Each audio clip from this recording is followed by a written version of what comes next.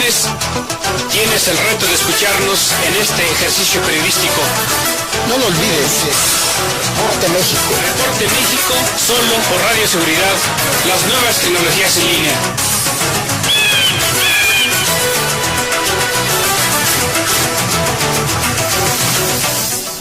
Muy buenas noches, hoy es lunes 27 de noviembre del 2017, estamos aquí desde la señal de Radio Seguridad, las nuevas tecnologías en línea, haciendo para ustedes un programa más de Reporte México. Le agradecemos por supuesto al compañero José Luis, que está ahí al pendiente de esta estación, al compañero Diego Rey, que es el webmaster, el encargado de la transmisión, y le recuerdo que tenemos la señal desde la página de Radio Seguridad, la señal tanto de radio como de video. Y bueno, también tenemos líneas de contacto. Quiero recordarle el teléfono de cabina al 5923-8573 y también los correos, las redes sociales, perdón, el Facebook, el Twitter, el YouTube, el LinkedIn y el Skype con diagonal Radio Seguridad, y también el correo contacto @radioseguridad.com para que nos haga llegar cualquier información. Bien, o cualquier pregunta, incluso algún comentario, ¿por qué no? Su amigo Salvador González Briceño les da la bienvenida a su programa de Reporte México. Fíjese que las cosas comienzan a acelerarse en nuestro país. El día de hoy, como usted seguramente ya se enteró, el presidente Enrique Peña Nieto anunció algunos cambios en su gabinete. Por cierto, dicha conferencia fue anunciada a las 10 de la mañana y se retrasó una hora. Le voy a comentar en un momento por qué creemos que se retrasó esa conferencia una hora, y no solo eso, sino hacia dónde apuntan, por dónde apunta la candidatura del Partido Revolucionario Institucional rumbo a la competencia la carrera por la elección presidencial de este 2018. El tema es que el propio presidente, tuvo que salir a anunciar estos cambios en su gabinete con miras a la definición de quién será pues el candidato del PRI a las elecciones del próximo año, y para competir evidentemente por la presidencia hacia el 2018, del 2018 al 2022. 24, perdón, son 6 años, es un sexenio. Bien, no fue, una noticia que haya causado mucha sorpresa, porque ya se venía configurando o delineando más bien este requerimiento del PRI, cuando apenas hace unos días había definido dicho partido cuáles serían las reglas para la definición de su candidato. Por supuesto que para acomodar, así entre comillas, por decirlo así, las exigencias que debía cumplir su candidato, hubo una cierta flexibilidad, porque como usted sabrá, el personaje que encabeza esta ya casi segura designación es José Antonio Meade Curibreña, que no es un militante del PRI. No es como tal un priista de carrera o de militancia más bien, sino que es un candidato más bien externo, que tiene, si bien ha trabajado con el PRI, también tiene simpatías con el otro partido, el partido de la derecha Acción Nacional. Por cierto, ha trabajado dicho personaje, José Antonio Meade, con ambos partidos. Recordará usted que no hace mucho, algunos días, la semana pasada también, a principios de la semana pasada, o a mediados por ahí, hubo un evento en Relaciones Exteriores donde el propio titular de dicha secretaría, de la Secretaría de Relaciones Exteriores, dio a conocer o presentó ante un centenar de diplomáticos, también me refiero por supuesto a Luis Videgaray, presentó a el propio José Antonio Meade como pues un personaje al que por cierto equiparó con otro muy cuestionado, por cierto, de la historia de México, con Plutarco Elías Calles. Entonces, parecía pues que al propio presidente se le estaban saliendo del carril o del redil, por decirlo así,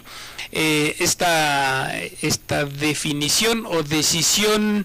que durante muchos sexenios,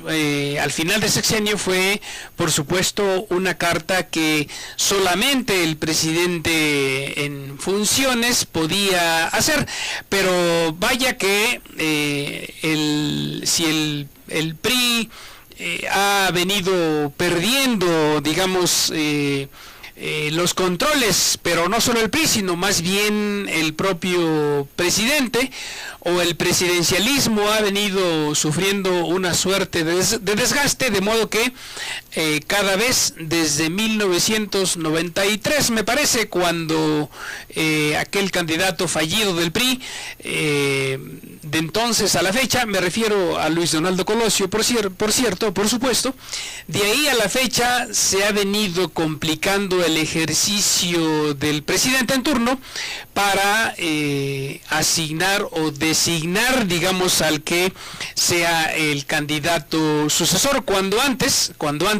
la disputa, digamos, política no era tan fuerte, era por supuesto el candidato designado por el presidente en el penúltimo año de su gobierno, o al final del quinto año de su gestión, era casi seguro que iba a ser el sucesor, porque no había una competencia, digamos, ni democrática, ni en condiciones de que otros candidatos pudiesen aspirar siquiera a ser un fuerte competidor, digamos, tanto del PRI como, en su caso, por supuesto, le decimos, del candidato designado por el presidente saliente. Bien, eso que antes era pues digamos, uno de las grandes digamos fortalezas del presidencialismo, le decía, desde el candidato fallido Luis Donaldo Colosio, que luego fue sustituido por quien sería el sucesor de Carlos Salinas de Gortari, me refiero a Ernesto Zedillo Ponce de León. Desde entonces el presidencialismo se ha venido desgastando y ha venido perdiendo esa fortaleza que tenía hacia atrás. Es decir, el presidencialismo como tal, el presidente en turno, le cuesta cada vez más trabajo, más dificultades, digamos, poder consensuar, incluso dentro de su propio partido, la designación de su candidato sucesor. Y eso porque, pues evidentemente, el sistema político viene perdiendo, viene en un proceso muy difícil, un proceso de luchas, de pugnas internas, un proceso de confrontación entre facciones, entre corrientes, entre expresiones, entre distintos grupos de poder, por supuesto, que en muchos casos se convierten o se han convertido en grupos de presión. Tan solo para mencionar uno, recuerde usted la llamada CONAGO, por ejemplo, la llamada conformada por gobernadores, que así se llama, Comisión Nacional de Gobernadores. Tan solo esa es una de las expresiones que ahora, le digo, desde el sexenio o desde el candidato sucesor de Carlos Salinas para acá, han venido pues ejerciendo presión tanto desde afuera del propio partido oficial o del propio PRI, como desde dentro del propio partido. Y eso ahora en esta designación del candidato por parte de Enrique Peña Nieto viene quedando más que claro. Es decir, ahora el PRI está en un proceso muy complicado, porque hay distintas expresiones que tienen pues también distintos intereses, y bueno, pues le ha costado no poco trabajo, digamos, al mismo presidente Peña Nieto designar al que puede ser su sucesor. Con todo y que, desde luego, ahora no estamos, como le decía, en los tiempos de antaño de la hegemonía priista, con todo y que ahora no necesariamente y no precisamente el candidato designado, en este caso, apenas ahora con los cambios, el día de hoy, precisamente hoy mismo, 27 de noviembre del 2017, por la mañana, cuando el presidente Enrique Peña Nieto convocó a una conferencia de prensa para anunciar que aceptaba la renuncia de José Antonio Meade. También, por supuesto, movió, digamos, dentro del gabinete al titular hasta ahora de Petróleos Mexicanos para llevarlo a Hacienda. Se iban a anunciar otros cambios, pero no se hicieron al final de cuentas, o más bien se mencionaba que podían hacer más cambios, anunciar más dentro del gabinete el propio Peña Nieto, pero que al final de cuentas pues no los dio a conocer, en parte le digo porque ahí el presidente con todo y que quiere llevar, o aparentemente hacia afuera, al menos hacia los medios de comunicación, lleva el control de la sucesión, pues digamos, si le rascamos un poquito hacia el interior del propio gabinete y de esas propias expresiones políticas que le estoy comentando, tanto dentro del PRI como desde afuera, que buscan digamos, ser parte de este dicho proceso, pues con todo y que, insisto,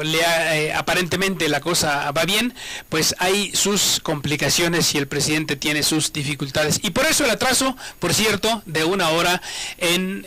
la anunciada conferencia de prensa para hoy a las 10, que se llevó finalmente a partir de las 11 de la mañana. Vamos a un primer corte y regresamos con usted en un momento.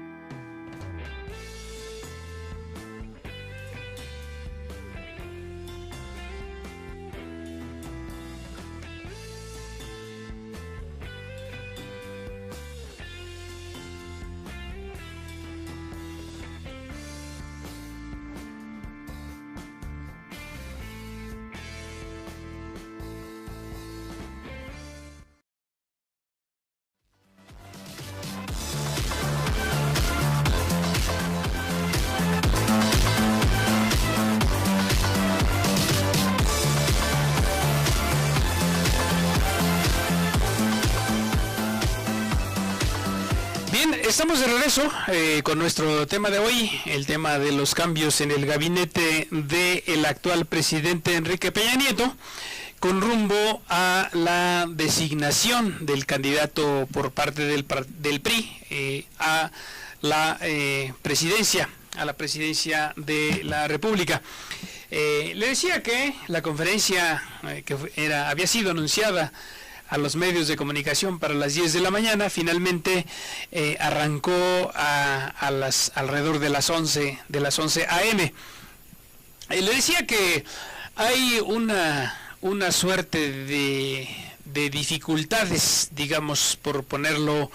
de una manera flexible, en el tema de los controles que la propia presidencia ha venido perdiendo, le decía, desde el sexenio de Carlos Salinas hacia acá, por supuesto pasando por el de Ernesto Zedillo Ponce de León, a quien, por cierto, el otro partido, el Partido Acción Nacional, le arrebató, digamos, la hegemonía al PRI, después de 81 años para ser precisos, y luego dentro del PAN también, que eso no fue como tal, no podíamos, digamos, meterlo en la misma camisa. Me refiero a la designación del candidato sucesor, en este caso del Vicente Fox, que sería Felipe Calderón. No podemos meter ese proceso, digamos, sucesorio dentro del mismo esquema de la designación de candidato a suceder al presidente en funciones del PRI. Sin embargo, también tuvo sus propias complicaciones. Me refiero al candidato, en este caso de Acción Nacional, por parte del propio, en su momento, presidente Vicente Fox. Pasó, insisto, por sus complicaciones, pero después de Calderón, evidentemente la designación del candidato, pues obviamente no le correspondía al presidente saliente, sino que fue un acuerdo político de las diferentes expresiones dentro del PRI, y pues le tocó a el entonces gobernador del Estado de México, Enrique Peña Nieto, de modo que fue así como después de dicha negociación, o después del estira y afloja, los jaloneos dentro de los diferentes grupos de poder en el PRI, que se nombró, para no decir que se impuso, el candidato Peña Nieto, quien finalmente, después de un proceso muy complicado, tan complicado quizá como el que en su momento, por el que en su momento también fue elegido el nombrado presidente Salinas. Me refiero al cuestionamiento del proceso electoral bajo el cual llegaron al poder. Incluso hay una frase famosa de Felipe Calderón, que dijo: haiga sido como haiga sido, él llegó a ser el presidente de México a partir del 2006 hasta el 2012. Y vaya que sí se ha venido trastocando el sistema político mexicano, no solo con esta dificultad que tiene el presidente saliente para designar a su sucesor. Vaya que se ha venido complicando,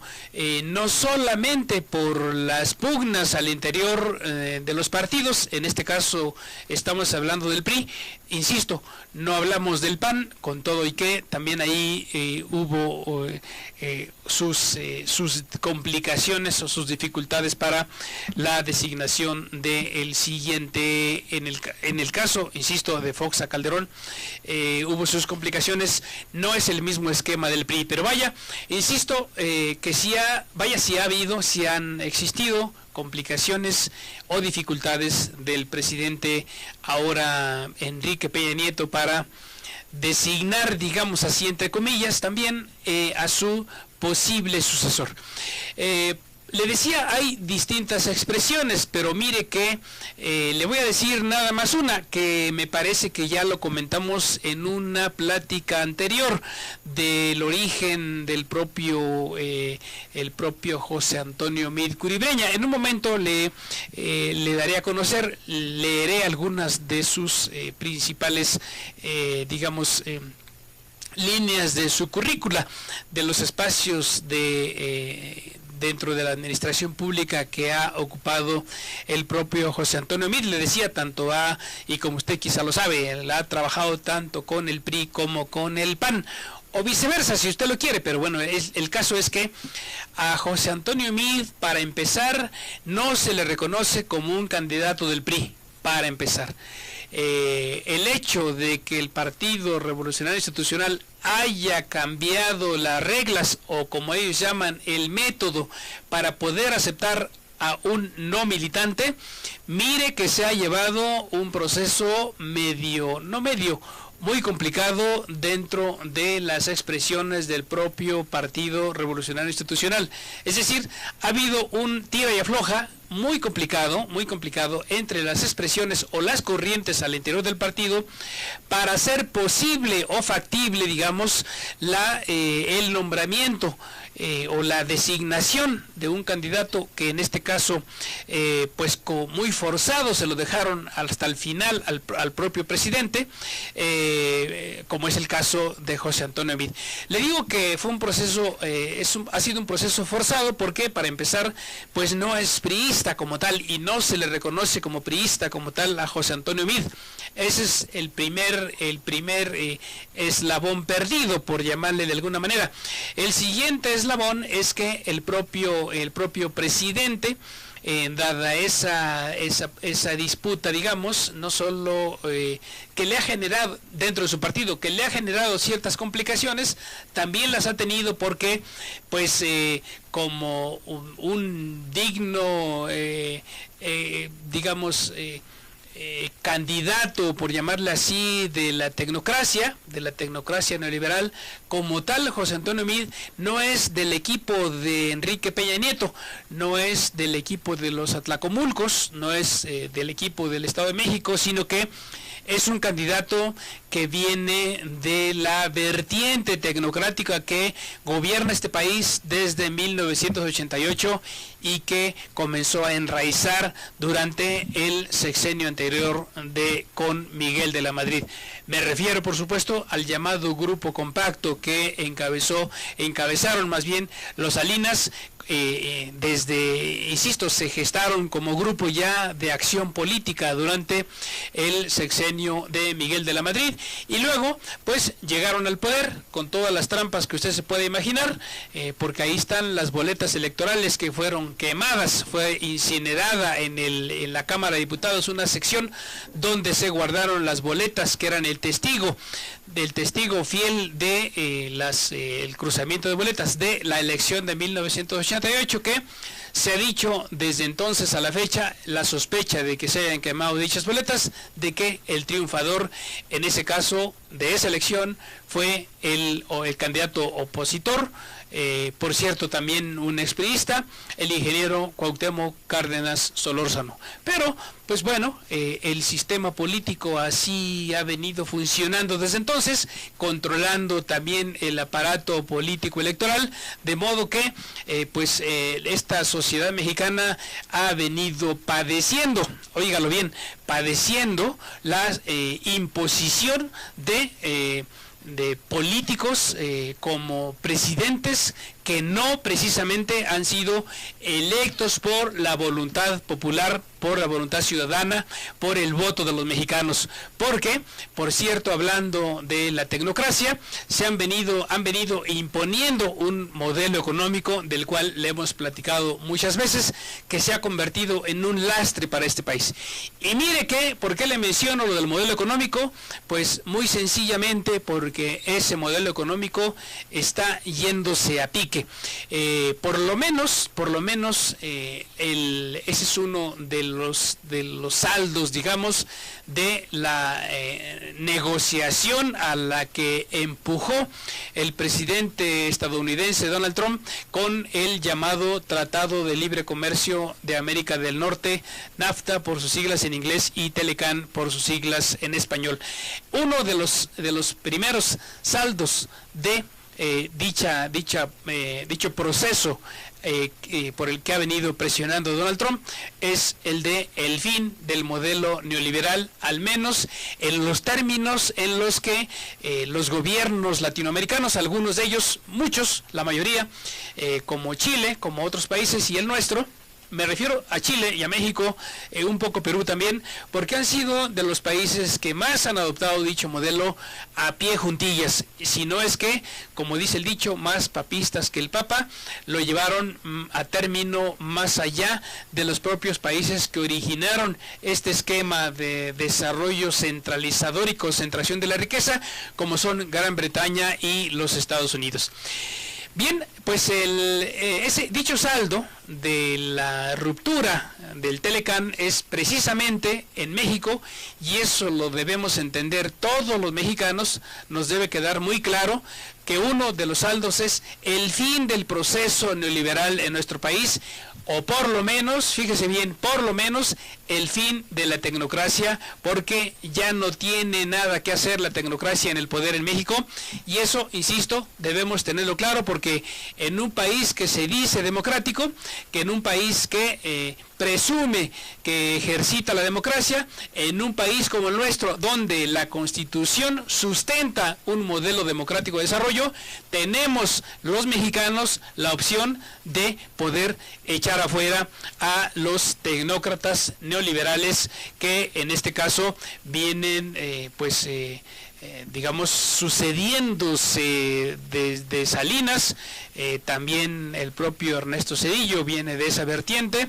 y los panistas, que no hicieron una cosa muy distinta. El caso es que como modelo ha estado vigente, porque las políticas económicas no cambian. Con el PRI, primero con Salinas, luego Zedillo y luego los dos panistas, no ha cambiado la política económica, y eso es un síntoma de que el modelo neoliberal ha estado vigente desde entonces, con todo y que se ha pretendido hacer creer a la población que el país sí crece, se ha pretendido hacerle ver a la población y a los mexicanos que sí hay creación de empleos y que sí hay mejoras salariales, pero que no se le pregunte, o que se le pregunte a cualquier ama de casa que va a hacer sus compras al mercado y que les diga para qué les alcanza un sueldo mínimo. Fíjese bien, un sueldo mínimo que ha perdido más del 70% desde 1982-83 a la fecha. Es decir, un poder adquisitivo raquítico, una creación de empleos pésima. Porque no me diga usted que el anunciada fortalecimiento o creación de empleo, incluso se dice, no solo como lo hizo el presidente Calderón en el sexenio anterior, que ese fue el sexenio del empleo, porque dice que se iban a crear empleos y pues nunca se vio por dónde. Ahora, en este gobierno, durante esta presidencia de Peña Nieto, se ha dicho que se han creado muchísimos, no sé cuántos miles de empleos, pero la verdad es que ha habido una reclasificación y un ajuste, digamos, en cuanto a los registrados en el Seguro Social, que se han estado tomando como si fuesen empleos nuevos. Pero la verdad es que nadie se las cree, y nadie se las cree muy sencillamente, pues ahí está el propio secretario, incluso el propio secretario de Hacienda, que hoy renunció para postularse como candidato, que pues sabe muy bien, porque es un economista muy capacitado, muy capaz, pero por supuesto muy capaz para camuflar el dicho modelo económico. Por cierto, si llegara a presidente el propio José Antonio Meade, no sabemos cómo le iría al país, porque pues es un experto en camuflar y en darle vuelta a las cifras, en envolver, digamos, a sus interlocutores con una suerte de artilugios lingüísticos para esconder lo que la economía realmente está padeciendo. El caso es que en este sexenio, pues el deterioro del poder adquisitivo, el deterioro como tal del salario y de los niveles de vida se han venido profundizando. Y no es más que, insisto, el saldo de ese modelo que se vino imponiendo desde los tiempos de Carlos Salinas de Gortari. Bueno, pues eso precisamente, ese modelo es lo que está en crisis en este momento, o no solo en este momento, sino que ha venido ya degenerando de tiempo atrás, pero nos quieren hacer creer desde el propio gobierno, el gabinete, que las cosas van muy bien, pero la verdad es que no. La verdad es que al país le está yendo de una forma muy catastrófica. Y mire que si juntamos los datos de donde sea, casi donde sea que los recabemos y se los demos a conocer, la verdad es que el asunto está mal. Sin embargo, insisto, si llega a quedar José Antonio Meade como candidato, dado que es economista bueno para camuflar las cifras, no quiero pensar cómo le irá a nuestro país. Pero precisamente porque el modelo se les ha venido desbaratando de entre las manos, porque muy sencillamente el Telecán era como la gran panacea, al menos así lo dio a conocer desde su momento el propio Salinas de Gortari, para, digamos, ascender al primer mundo. Dicho modelo, con la presión que ha venido ejerciendo Donald Trump con el tema de esto del Telecán, pues dicho modelo viene en picada. Finalmente puede ser la alternativa para nuestro país, el que dicho modelo pueda cambiar. Sin embargo, nos haría falta mucha cultura política también para, como ciudadanos, para tener como claro qué es lo que está en juego. Es decir, no solo hay complicaciones, le decía, para designar al candidato por parte del PRI. Le voy a abundar un poco más después del corte en este asunto, porque le digo que le ha sido difícil al presidente decidirse por un tecnócrata, sino que hay la oportunidad en este próximo proceso electoral del 2018 de poder, digamos, elegir a otro candidato, de modo que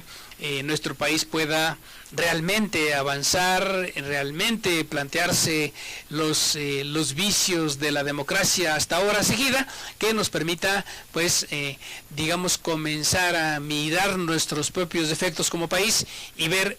por dónde están las fallas en el modelo económico.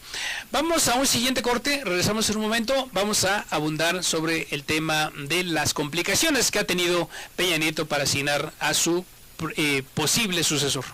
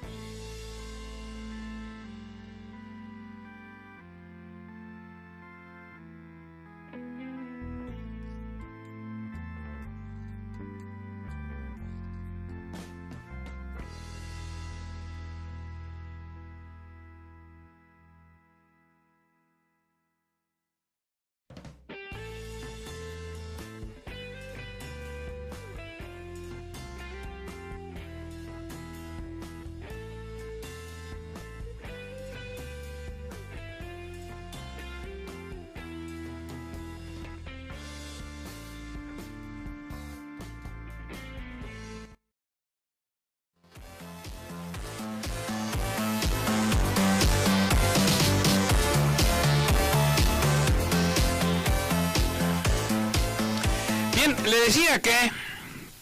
le ha costado una cierta dificultad al presidente Peña Nieto designar como candidato del PRI a la carrera pues por la presidencia en el 2018, porque pues Mid es un auténtico tecnócrata. Mid es de la vertiente de esa tecnocracia que viene de Carlos Salinas, que se ha venido prolongando en el tiempo, ocupando carteras como Hacienda y como el Banco de México. La Secretaría de Hacienda y el Banco de México han sido por lo menos esas dos instituciones, las encargadas de darle continuidad, como le venía diciendo, al propio modelo económico. Y Pedro Aspe, que fue en su momento secretario de Hacienda con Carlos Salinas de Gortari, es de los mentores de Curibreña, de José Antonio Meade, por supuesto. Y ahí viene esa vertiente neoliberal que lo único que ha hecho es apropiarse de los bienes nacionales de este país para fines particulares, para fines privados, porque muchas de las empresas creadas por también varios de los exsecretarios de gabinete de Salinas, sobre todo del gabinete de Salinas, pero también de los siguientes gabinetes también, han estado, si no al frente, si en lo oscuro, o ahí a la vanguardia o a la retaguardia de los procesos de privatización o de lo que no es más que una apropiación de los bienes nacionales de este país con fines, insisto, particulares, es decir, la llamada privatización de las empresas públicas, que es uno de los ejes centrales de la aplicación de dicha recomendación neoliberal que venía sugerida desde los centros financieros de poder en los Estados Unidos. Nació en Gran Bretaña, por supuesto. Bueno, Gran Bretaña y Estados Unidos al mismo tiempo, al fin anglosajones. Una de las políticas principales ha sido esa de la privatización de los bienes públicos. Y mire que eso es uno de los fenómenos que al propio Estado mexicano le ha causado tremendas fragilidades o debilidades como Estado, porque también, por cierto, además de que los bienes nacionales, fíjese bien, de la nación, se han venido, privatizando, pasando a manos de particulares, donde, insisto, muchos de los integrantes de los gabinetes de los propios gobiernos han estado a la cabeza o por ahí atrasito, escondidos, no dando la cara, sino pues ocultándose con una serie de fideicomisos de empresas fantasmas, muchas de ellas empresas también con nombres curiosos y raros para que nadie los identifique, pero el caso es que la casta de muchos de los neoliberales han estado atrás de estos neoliberales de estos sexenios, atrás de este proceso privatizador que, insisto, no es más que el saqueo de los bienes nacionales. Y mire que podríamos abundar, por ejemplo, en el tema de Petróleos Mexicanos. Por cierto, es sino, como usted lo sabe, la principal empresa en este país que le había venido generando a las arcas nacionales, a las finanzas públicas, le había venido aportando una cantidad importante de recursos. Y pues ahora está convertida en una chatarra, es decir, a Petróleos Mexicanos se la han venido acabando los últimos gobiernos. Y nada más hay que dar una pequeña revisadita, porque ni siquiera hay que meterse mucho a las tripas de la empresa como tal, sino que nada más una pequeña peinadita que le demos al tema de Pemex y verá que hay un estercolero, por llamarle de una manera decente, a la forma en que han venido privatizando dicha empresa. Entonces, digamos que los tecnócratas se han encargado de la aplicación de ese modelo que nos tiene postrados como país y como sociedad, por supuesto. Digo como país porque muchas afectaciones le han venido ocurriendo también a nuestro territorio nacional y a nuestras aguas también de los litorales. El propio tema del petróleo en aguas profundas, el tema de la minería, por ejemplo, y no se diga nuestra población, que ha sido la que principalmente, hablemos de los estados, de cualquier estado de la República. Claro que hay sus diferencias entre el centro y el norte, o el sur, el centro y el norte, porque siempre se ha venido distinguiendo, por cierto, discriminadamente al sur, a nuestros connacionales de varios estados, entre ellos Guerrero, Oaxaca,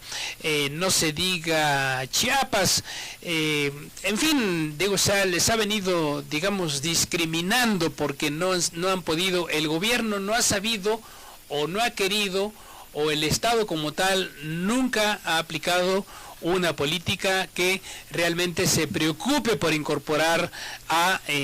todos nuestros mexicanos, nuestros connacionales, a un proceso de desarrollo, porque pues no solo porque no lo pudo hacer o no lo hizo cuando lo pudo hacer antes de los 70s, o digamos que hasta principios de los 80s, pero todos los 70s, y no lo pudo hacer entonces, y por supuesto no estaba en condiciones tampoco de hacerlo después, a partir de los 80 a la fecha. Y ahí tenemos un país polarizado, un país con una elevadísima tasa de desigualdad, una de las más grandes, si no es que la mayor en América Latina, y pues una cantidad inmensa, una cantidad grande de pobres, mucha gente en la pobreza extrema, y unos muy poquitos que tienen pues concentrada gran parte de la riqueza nacional. Y vaya que si ese no es un saldo entonces del proceso neoliberal, no sabemos qué otra cosa, o más bien qué pueda hablar en su favor de dichos tecnócratas, o en favor de la aplicación de ese modelo que, insisto, ahora está en cuestión, porque el propio presidente Donald Trump, y fíjese de dónde llegó, fíjese que llegó del norte, fíjese que llegó, así como se acostumbra a dar a conocer muchas cosas desde afuera que tienen impacto en nuestro país, fíjese que ahora a los propios neoliberales, como dice el dicho, se les volteó el chicote, se les volteó el chirrión por el palito, o al revés, no lo sé. El caso es que, pues por ahí anda el expresidente Salinas, muy dicharachero, muy defensor ahora del libre comercio, diciendo que va a ser un agravio histórico, que si Estados Unidos va a perder, México va a perder más, pero que eso va a convertir en un agravio histórico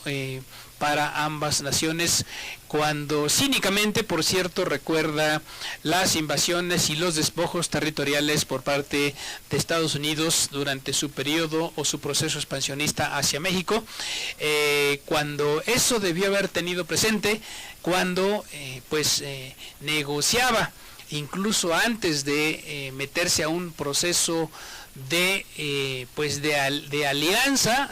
estratégica o geoestratégica o geopolítica con el imperio. Eso debió haber tenido presente el mismísimo Carlos Salinas, que fue el principal promotor e impulsor tanto del modelo económico neoliberal. Él y su gabinete, por supuesto, ahí estaban Córdoba Montoya, ahí estaba Pedro Aspe y otros más, el propio Ernesto Zedillo, por supuesto, también Luis Donaldo Colosio, todos ellos impulsores y promotores del modelo económico neoliberal. Ahí estaba también Manuel Camacho Solís. Había varios de aquellos que le decía hace un momento, conformaron en su momento el grupo llamado Grupo Compacto. Todos ellos venían con este proyecto. Lo curioso, le digo, es que pues al propio Salinas ahora se le cae el teatro y no le queda, de veras que no le queda, intentar defender el Tratado de Libre Comercio que ya se le cayó con Donald Trump, porque de una manera u otra, así sobreviva dicho Telecán del proceso negociador en curso, va a quedar o bien muy amarrado, muy condicionado de México, o bien pues está fuera, porque pues o Donald Trump impone sus condiciones si es que México quiere seguir en pie con dicho tratado, o bien, como lo ha también anunciado varias veces Donald Trump, Estados Unidos se sale del Telecán y lo desconoce. Y vaya que si les iría mal a ambas economías, por supuesto que sí les iría mal, porque se han amalgamado en una serie de sectores también, por cierto, muy selectos, no todos. Es decir, el Telecán ha sido muy discriminatorio para los sectores en general de la economía mexicana, y solo son unos cuantos, unos poquitos los que han tenido beneficio, porque lo demás ha sido la generación de un desastre para nuestra economía, y por eso estamos como estamos. Salinas no es quien pues para pues alegar que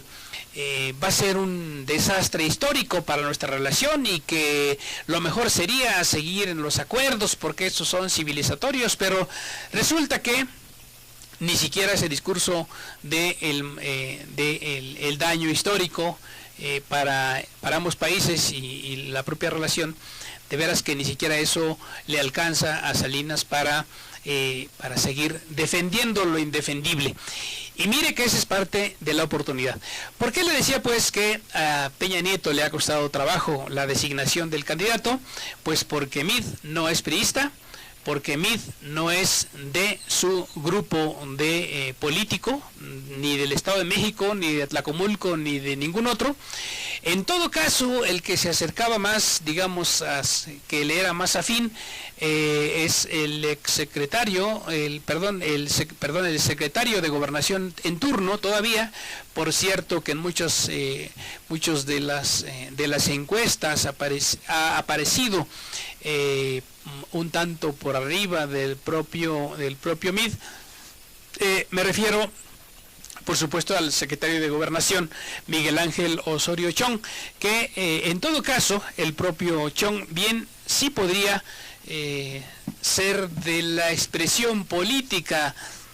de la cercanía política también de su grupo o del propio Peña Nieto, pero Mid no. Y esa ha sido, digamos que quizá de las principales complicaciones que ha tenido este presidente para designar sucesor, así como le digo entre comillas, porque hay por supuesto ahora la posibilidad de que otros candidatos de otros partidos, porque ahí está el frente, por cierto, un frente muy raro, un frente que une a las digamos a la derecha con pues antes era la izquierda, pero ahora ya no tiene mucho de izquierda el Partido de la Revolución Democrática, o al menos está ideológicamente en la lona. El Partido de la Revolución Democrática necesitaría, pero pues lo ha venido perdiendo, por cierto, una buena redefinición de su identidad. Pero eso va a estar complicado, va a estar difícil ahora que ya se sumó al Partido Acción Nacional para la conformación del frente. Y ahí está también Morena, el candidato que va arriba en todas las encuestas, que es el principal miedo del actual presidente, el principal terror de los priistas y de los panistas, que es el candidato de Morena, y que pues amenaza con la opción de arrebatarle el poder tanto a la derecha panista como al propio PRI. Y bueno, pues hay otros, los candidatos independientes, varios de ellos, que no se ve por dónde puedan tener posibilidades, pero pues ahí está el llamado Bronco, por ejemplo, ahí está Margarita Zavala, ahí están otros que vienen también empujando de atrás. De veras que este proceso más bien se ha convertido en una suerte de galimatías con tanto candidato, pero eso es otro tema. Lo que nos importaba ahora era señalar que al propio Enrique Peña Nieto se le había venido complicando, y al final quedó mostrado que así es, la designación de su posible sucesor para que le cuide las espaldas. Digo posible porque nada garantiza que sea realmente el sucesor de Peña Nieto, como tampoco es su candidato o el candidato de su preferencia, José Antonio Meade. Pero bien, ahí está la designación y vamos a ver a qué nos conduce este proceso que está arrancando con muchos claroscuros en rumbo al 2018. Bien, nos vemos el próximo lunes. Su amigo Salvador González Briceño se despide y los espera, insisto, el próximo lunes. Hasta luego. ¿Buscabas un espacio de reflexión y análisis de la realidad sociopolítica de nuestro país? Todos los lunes tienes el reto de escucharnos en este ejercicio periodístico. No lo olvides. Reporte México. Reporte México, solo por Radio Seguridad, las nuevas tecnologías en línea.